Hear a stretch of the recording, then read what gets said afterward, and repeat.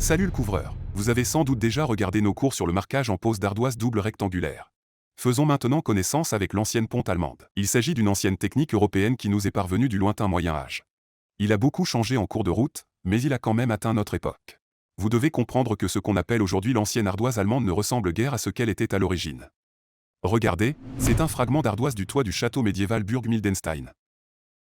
Il n'y a pas cette ligne semi-circulaire lisse, comme ils le font maintenant. Mais il existe un principe selon lequel ces pierres taillées presque sauvagement sont empilées. Par conséquent, l'ancienne pose allemande d'origine ressemble plus à une pose sauvage, mais avec un principe spécial de placement des pierres. L'aspect original dépend fortement de la méthode de travail elle-même et du matériau avec lequel ils travaillaient alors. Ici vous pouvez trouver des lignes de rangées inclinées et le principe par lequel ces rangées commencent et se terminent. Nous allons commencer à étudier ce principe ici avec vous. L'extraction de l'ardoise était artisanale, le traitement de l'ardoise était entièrement manuel, non pas parce que c'était frais, mais parce qu'il n'y avait pas d'autre moyen. Aujourd'hui, c'est considéré comme un luxe. Et beaucoup de gens qui apprécient l'originalité sont heureux de l'acheter, et essayez simplement de l'offrir. Dans l'ancien style allemand, il y a un changement d'échelle de l'ardoise, au pied les couvreurs utilisaient de grosses pierres, et quand les grosses finissaient ils utilisaient des formats de plus en plus petits. Par conséquent, dans notre balisage, nous devons également suivre cette tendance et réduire les lignes. Ce changement peut être arbitraire, cette technique est bonne, beaucoup de choses peuvent être justifiées par un laisser-aller à l'ancienne. Nous commençons généralement avec une hauteur de rangée de 17 à 18 cm. Nous arrivons au sommet de 10 à 12 cm. Voyons à quoi ça ressemble. Donc, nous devons d'abord déterminer l'angle d'inclinaison de ces rangées. Pour ce faire, nous prenons une corde, l'attachons à la pointe d'un crayon et dessinons un cercle de rayon arbitraire. De cet angle, nous dessinons l'angle du toit. Et à partir de l'intersection du coin du toit et du cercle, nous marquons une ligne horizontale et une ligne verticale. Maintenant, nous connectons ce point avec ce point par une ligne droite. C'est notre première ligne oblique.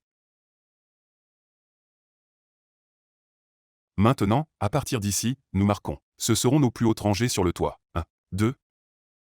Maintenant, nous marquons également en réduisant progressivement la hauteur de 1 cm tous les 2 à 3 rangs.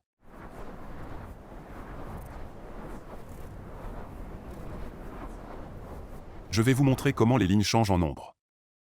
Nous commençons généralement à 18 cm et terminons à 10 cm. Félicitations, nous avons marqué notre toit. 17. 16.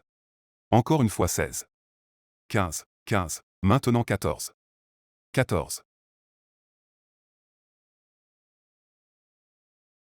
Encore une fois 14. 13.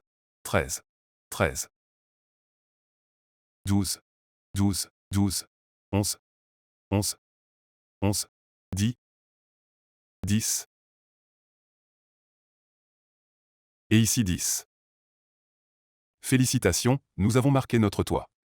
Je tiens à vous avertir, il y a un piège ici. Vous ferez rapidement la première moitié du toit, mais dans la seconde moitié, la vitesse de couverture diminuera sensiblement. Si vous faites la moitié inférieure en 2 jours, par exemple, la moitié supérieure prendra 4 à 5 jours. Tenez en compte dans votre planification.